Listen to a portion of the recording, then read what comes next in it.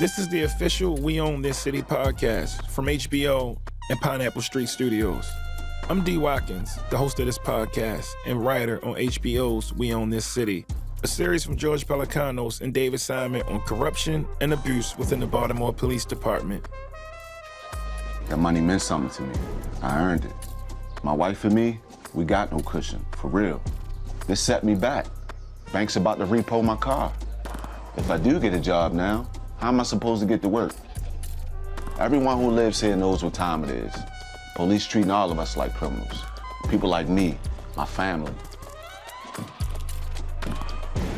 On this episode of the podcast, I'm going to be joined by Darrell Britt-Gibson, who plays cricket cop Jemell Rayam, executive producer Nina K. Noble, casting associate Thea Washington, and Ronaldo Marcus Green, who directed every episode of We Own This City.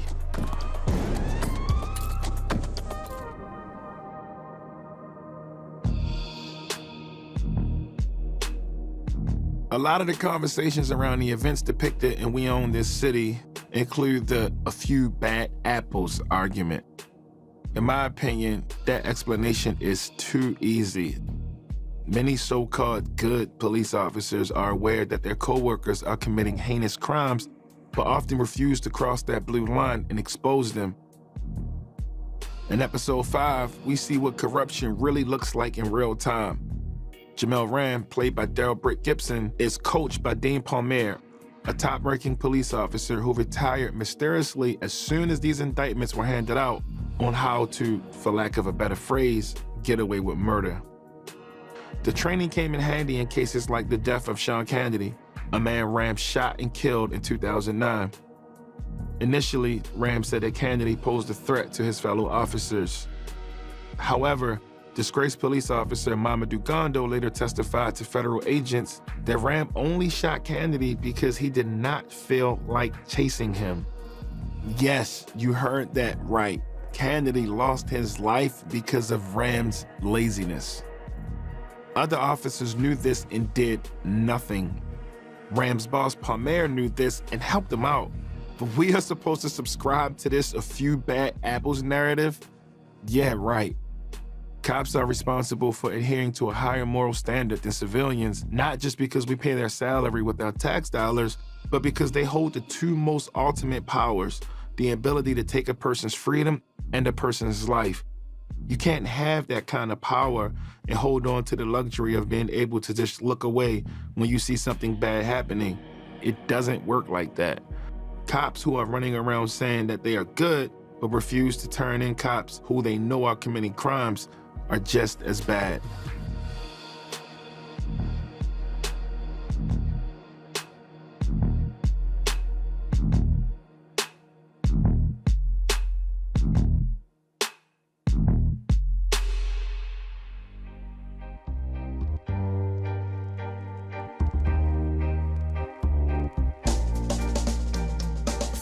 Before we get to Darrell Britt-Gibson, Thea Washington, Nina K. Noble, and Reinaldo Marcus Green, I want to hear from the executive producers and writers of We Own This City, George Pelecanos and David Simon, on some of their thoughts on this episode.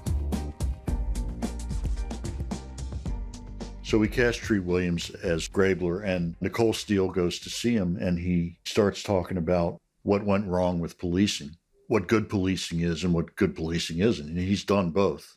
And he expounds on the drug war and how the drug war ruined policing and community policing in Baltimore and elsewhere. Everything changed when they came up with that expression, the war on drugs. What an idiotic fucking thing to say. What the hell is a war on drugs? What does that mean? Waging a war against citizens. By definition, it's separating us into two opposing camps. The colonizer and the colonized. Ah, Albert Memmi, very good, yes. And with the war comes police militarization, SWAT teams, tactical squads, stop and frisk, strip searches, a complete gutting of the Fourth Amendment. It was like we're fighting terrorists on foreign soil. And you can't just blame the cops. We serve the politicians who thrive on being tough on crime. Zero tolerance. Zero tolerance. Quality of life arrest. Having a beer on your own stoop. Loitering. Spitting on the sidewalk. Existing. It's a beautiful encounter because what he's saying is We lost this drug war years ago. If you measure it by the purity level of the drugs, by the availability of the drugs, by the rates of abuse, it has achieved nothing other than to lock up masses of people, to destroy neighborhoods, and to destroy the trust between over-policed neighborhoods and their police departments. But it's also destroyed policing. It's made policing into a stat game when policing is supposed to be find out who's hurting who, go get him, lock up the right guy, convict the right guy. That's probably the one job police can do. And if they don't do it, the city becomes untenable in a lot of ways. And he says that to Nicole Steele. He says, when is the DOJ going to acknowledge, when is anyone in power going to acknowledge that this 50-year campaign has come to nothing but pain? And we have to do something different. We have to change the mission. He says what all of these consent decrees and all of our politicians, and even we're complicit in this, even voters won't admit to themselves, which is what we've been doing doesn't work. And famously, if you've ever gone to an NA meeting or an AA meeting, you know the phrase that, if you keep doing the same thing and expecting a different outcome, that's a fundamental of addiction. That's what an addict does. He keeps doing the same thing and he expects a different outcome. And, we're addicted to the drug war. And we have let it play out to the point where in a place like Baltimore, which has fought the drug war with a vengeance for generations, no police work is getting done. We're as violent as we've ever been. Our levels of violence are historic right now. And the clearance rate for all major felonies has nosedived because nobody can do police work. All they can do is grab bodies on corners. And they're not the same thing.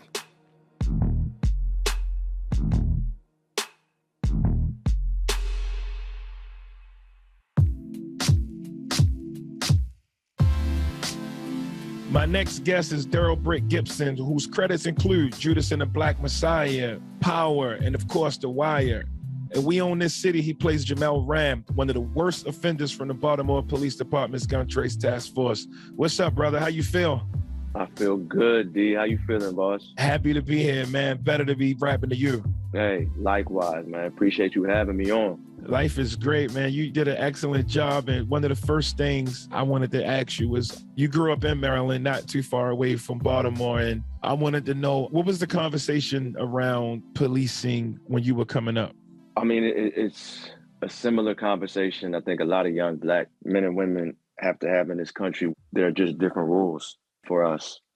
And for me in particular, there's a connection. The man I'm named after, my mother's brother, was shot and killed by police officers in Gary, Indiana. So I always grew up having I wouldn't even say a fear, but a mistrust that I think so many of us have with police officers. So when it first came across your plate for you to take on this role, what were some of the things that crossed your mind? Absolutely no to doing it, honestly.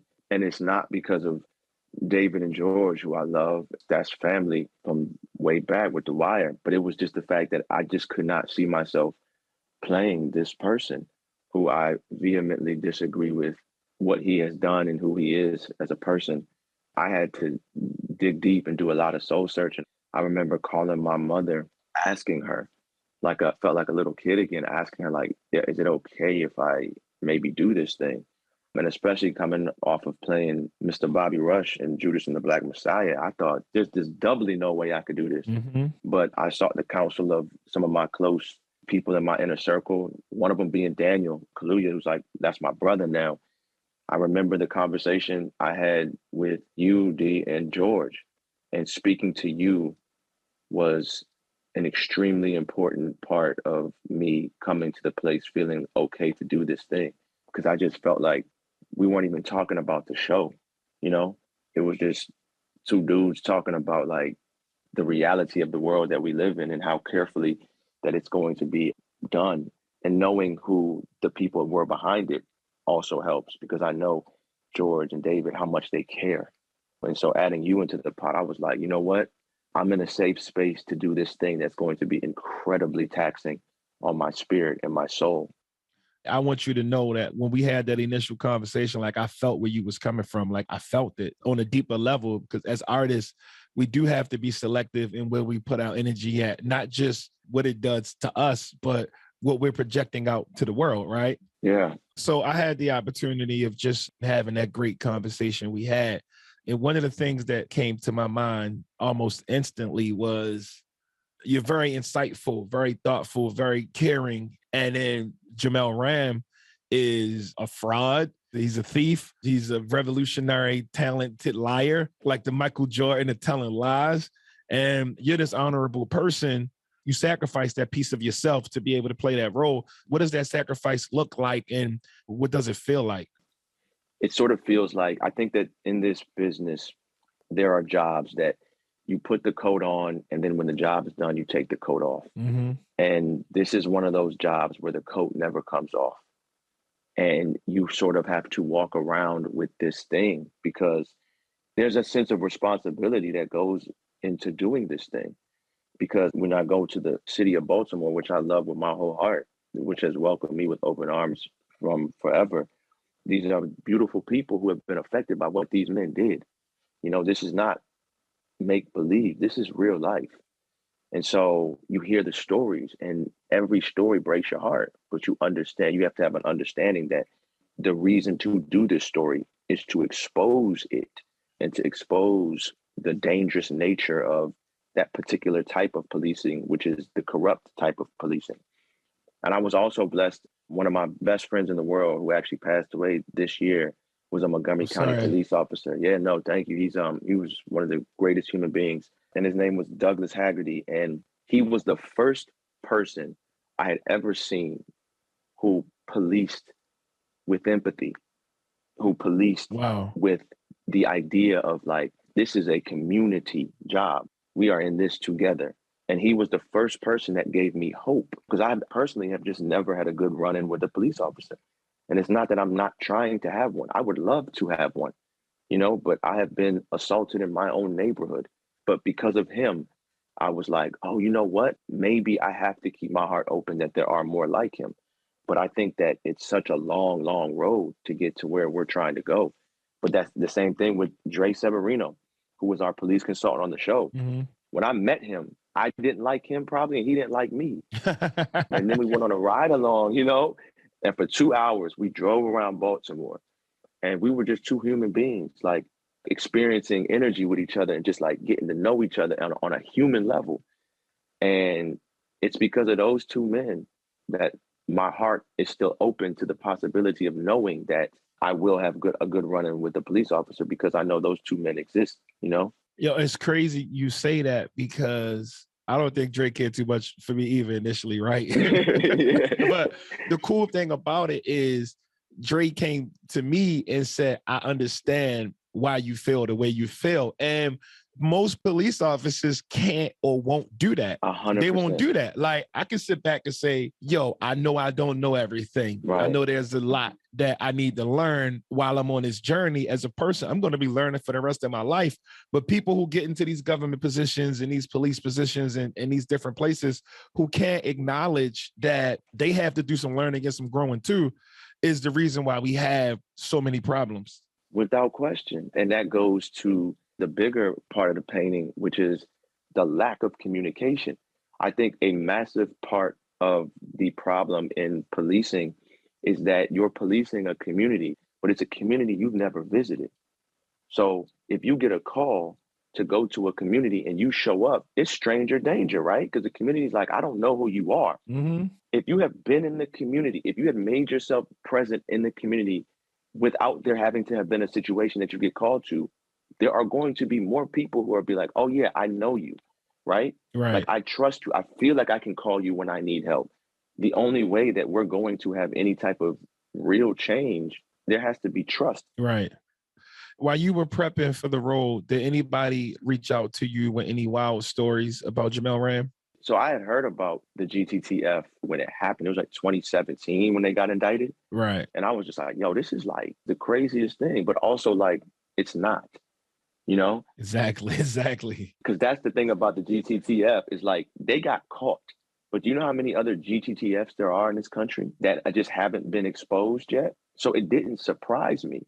But like hearing the stories of him, it was when I got to Baltimore, I got to speak to people who had actual run-ins with him. You can throw a rock and you can hit somebody who is like a degree separated from something that he or one of the other GTTF members did. It's that crazy.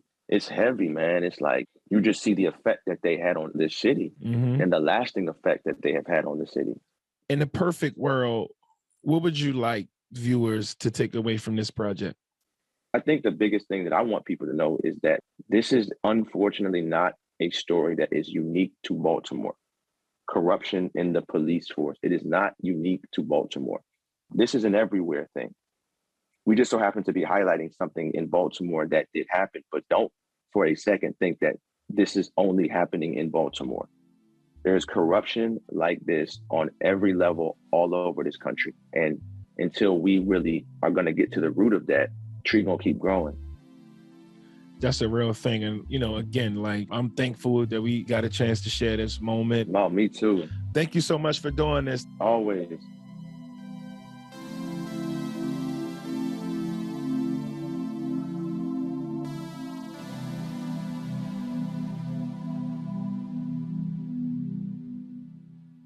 My next guests are two of my favorites from behind the scenes, Nina K. Noble and Thea Washington.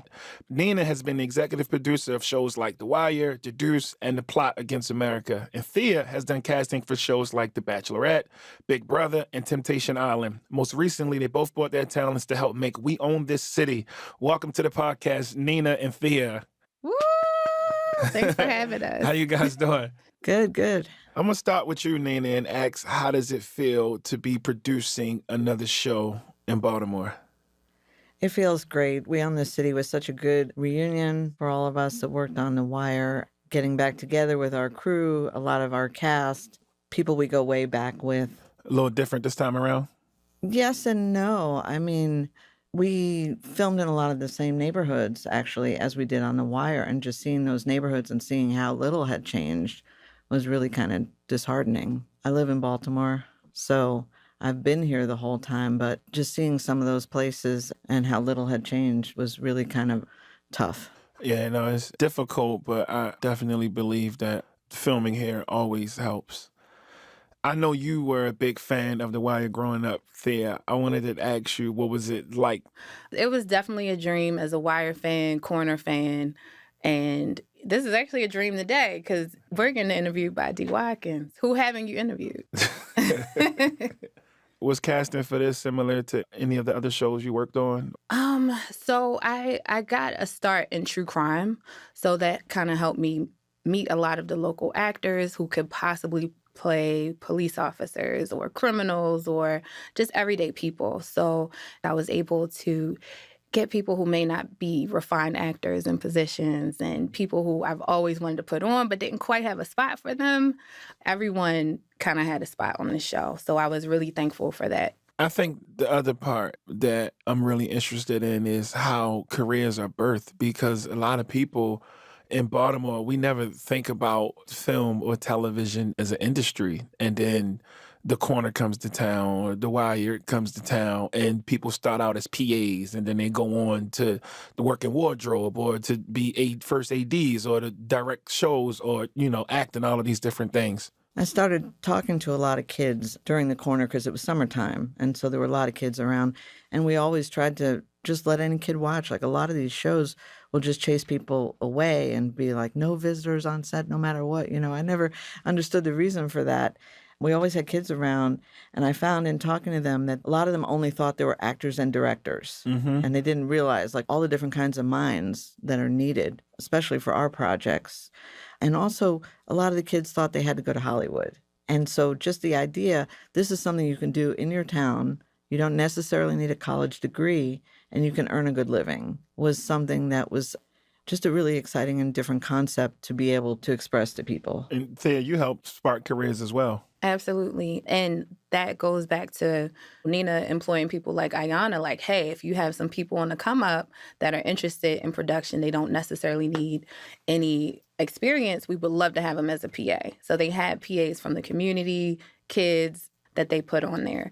We also were able to hire quite a few actors and expose them to basically a Hollywood production in their own city and give them exposure to things that they probably wouldn't seen. And so many of them fell in love and are hopping around, being background on other projects or trying to take their career very seriously, as well as how they incorporated a lot of the local businesses into the show, from fashion designers and things like that. So I believe that these huge productions coming to town, they help us on so many different levels, from if you're on level 1 or you're on level 5, trying to get to that 7, 8, 9, or 10. Like, when we thought that Moose was a trained actor, Wumi was so impressed. And that just goes to show that it's talent here. We just need to find a way to exercise it and make it happen, I just love that about The Wire, The Corner. Like, you mix the real people with the trained actors. And then I'm like, wait, hold up. He's from England? Because everybody is just like such a raw actor and just, you don't know who's who. I know a lot of people that was around set that had different jobs, that was extras. My little brother ended up being like a stuntman. Like, the bulk of us are survivors of gun trace task force and police officers like them. So that's another part of the conversation that I think needs to be at the forefront of the conversation around a television show. People who actually had to deal with this shit and then get a chance to work on a show like that. We were all over set. We're extremely happy with that experience. Nina, something that was brilliant and kind was you inviting the Black Mental Health Alliance on set. Could you talk about that? Yeah, I started doing a lot of photo research, and I was really moved by them, and they got me upset. And I'm thinking, well, if I'm really upset and I haven't had those same altercations with police, and I'm not in as much danger in this city as a lot of other people are daily, how is it going to be for somebody working on our set? What is it that I'm asking people to do, and what is my responsibility in that? So even before I met the Black Mental Health Alliance, I invited Marissa Kennedy, who's a diversity counselor and coach and writer who had been working with HBO. I invited her to come and talk, and we did a series of Zooms at the beginning. We did some for cast and some for crew, just kind of talking about boundaries, how you may be feeling during certain scenes and what you can do about that, and how to sort of kind of leave your work at the office, so to speak, in whatever way you can. That you may have these thoughts, but to not take it with you home to your family if you can help it, and just tools that you can use. A lot of people who they had a chance to connect with on set, that was their first time ever participating in any type of therapy, or the first time anyone ever really asked them how they felt. Right. I wanted to create an environment for the people that did want to talk about it and the people that didn't, the people that just want to go to work, and not be thinking about all this stuff all the time. That's amazing. Thea, you are a Baltimore native who cares deeply about the city and the residents getting the opportunity to work in film. So I've heard from 3,000 to 5,000 people from Baltimore cast, and I want to ask you, that's a success, right? Absolutely. Any chance as a Baltimore native I get to put my people on, I'm excited about that. And so many people were impacted because they got to learn about the union. Like, wait, I can join the union. I could do this full time. DC is up the street. Virginia is down there. Like, this is a nice side hustle. People were able to pay for bills and pay stuff off and have a ball and meet new people. Like, they got group chats and all that stuff. So it's definitely a success. And a lot of people, like you were mentioning, they survived that. And there was a moment, we were all there for the uprising, and the director turned around and asked people, who was here? How was this? Like, respected where he was, the people that were surrounding us, and a lot of them that were at the uprising scene were there, and they felt like they were heard, and they felt like their say-so mattered. So I just think that, yeah, it's definitely a success, for sure. Thank you guys so much for coming on. I really appreciate it. Thank you. Thank you for having us.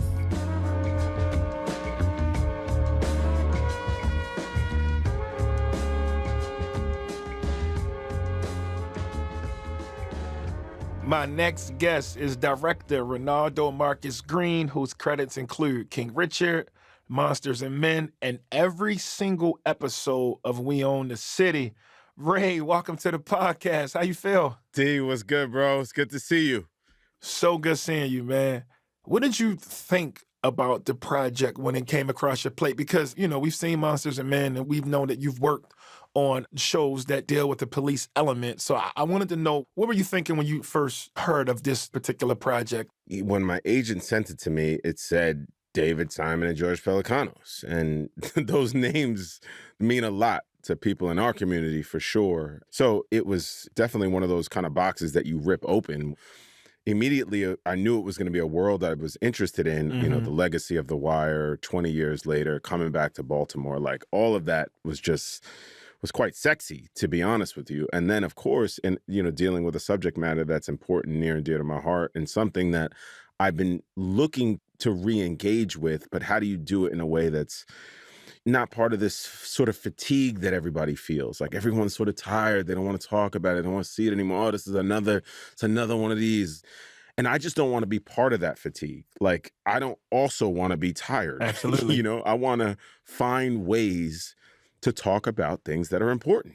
And we have to find ways to re-engage with subject matters that we think we know everything about.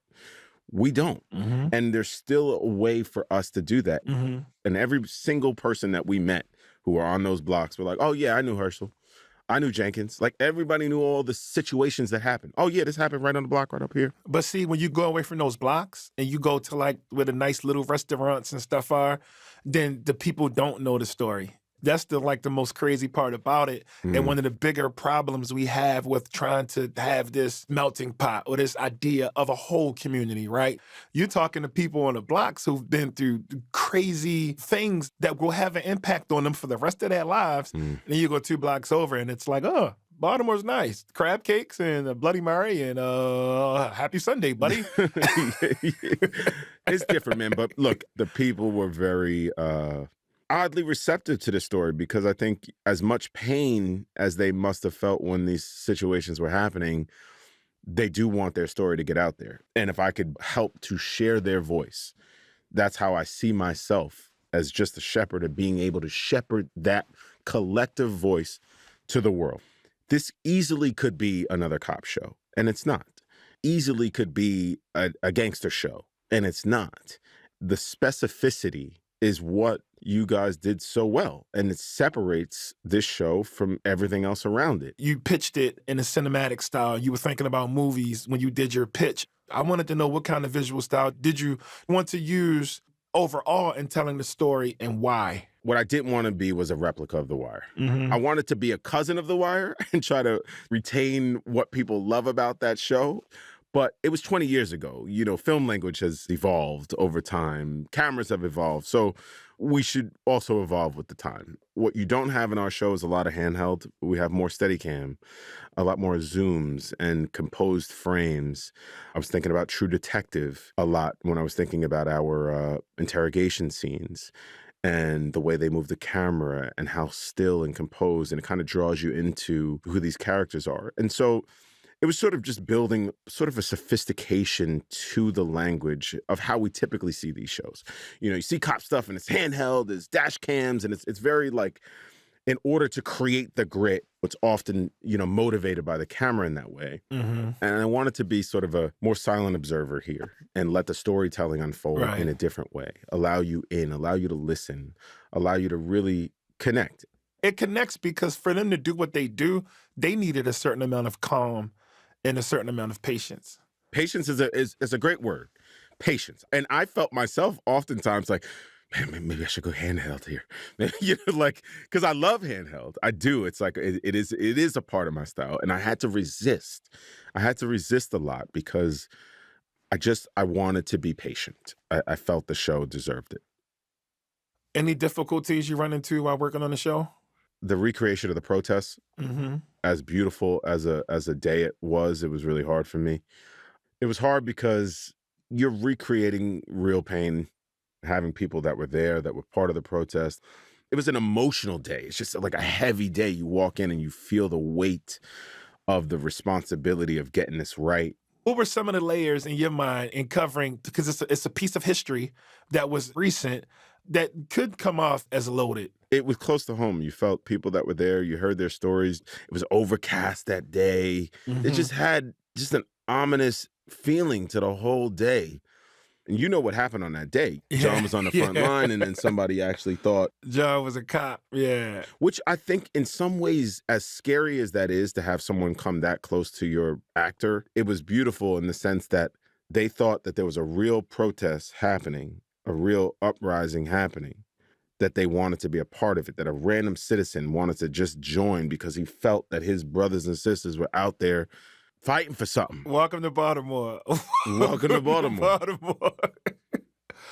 It looked real. We did so much research in creating this, even down to the dialogue. A lot of that dialogue was pulled from proffers and actual court records, right? Yeah. So as someone coming into this world versus a bunch of us who was just, I've been writing about Herschel since, almost 10 years. I want to know, what are some of the things you learned in dealing in all of this? Well, I mean, I learned a lot. Everything from the consent decree and all of the institutional tentacles, like how far these issues permeate. It was just mind-blowing to me. It's like you know it, but you don't know it. You don't know it intimately well. You don't understand the language. It feels like a foreign language when you hear it. Nobody even cares or thinks or talks about consent decree. Like it never comes up at the dinner table. Hey, how was work today? Oh, well, everything was fine. I was trying to just make sure I made a left and a right because of the consent decree. Like that shit never comes up. And hopefully, some of the elements of this might help people think about it a little more, because everyday people in Baltimore are still being assaulted, are still having the shit kicked out of them by police officers, probably right now as we speak. My question for you is, do you think art has the power to change that narrative? And if it does, then how? I think art can certainly contribute to change. Otherwise, I wouldn't do it. I don't think you would do it either. And if I think about the art in my life that has changed me, it has certainly either led me on the right path or guided me to where I am today. It's all based on somebody else's creative genius. We're standing on the shoulders of those people. And so, yes, to answer your question, I do think art has the power to change conversations. Is it going to happen overnight? Absolutely not. Look, The Wire didn't catch on for years, and then eventually it did. You can't predict when or how. You can't predict this is going to be the show that does it. Who knows? I don't know. Maybe it is. You can only be part of trying to be on the right side of justice, is how I felt. My heart is in the right place.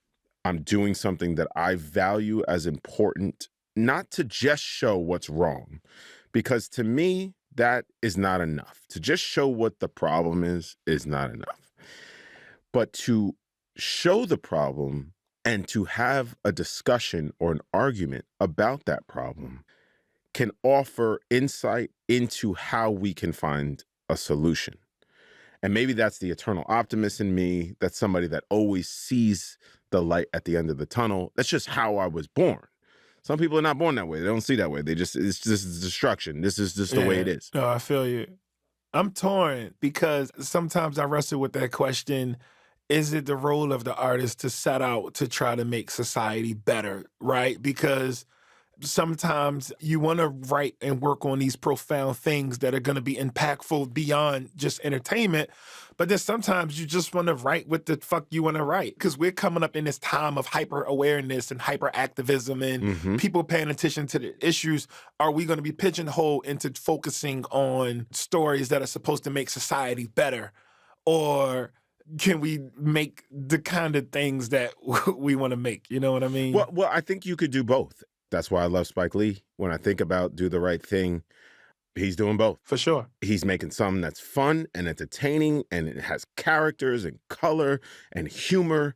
You forget that you're learning issues. You forget that you're not thinking about issues. You're watching a movie, and then you're like, oh, that has something to say. Even if I'm tackling something like this, I'm not thinking about making an issue show at all. I'm thinking about making something that's entertaining and exciting, that's tackling issues. Hopefully in a way that's not didactic and, could be exciting and has elements of joy and humor and all of those things when you're watching a movie. You don't want to think about a history lesson. Otherwise, I just go to a history class. You just want to watch a show. When it's all said and done, The credits are rolling on episode 6 of We Own the City. What should viewers be taking away, in your opinion? That we made something fresh, that there was a reason that this show was made, that we deserve to exist. I want all of that. And whatever anybody takes from it, it's going to be different for different people. Whether that was a reflection of yourself for somebody in Baltimore, hey, they finally got that story right. Or that felt authentic. Yeah, that was cool. That was representative of people like me. That's cool. And maybe that's where the conversation ends. And maybe for that one police officer that saw himself maybe being presented with an opportunity to be an optimist and maybe say, hey, I can make a different choice here. Any good film, any good show questions your morality in some way, questions your being, questions the world. And I think this show for me is a big question mark. Absolutely. Oh, man, we love what you brought to the table. We love your perspective, your vision, your insight. You did a great job. We thank you. Thank you, my bro.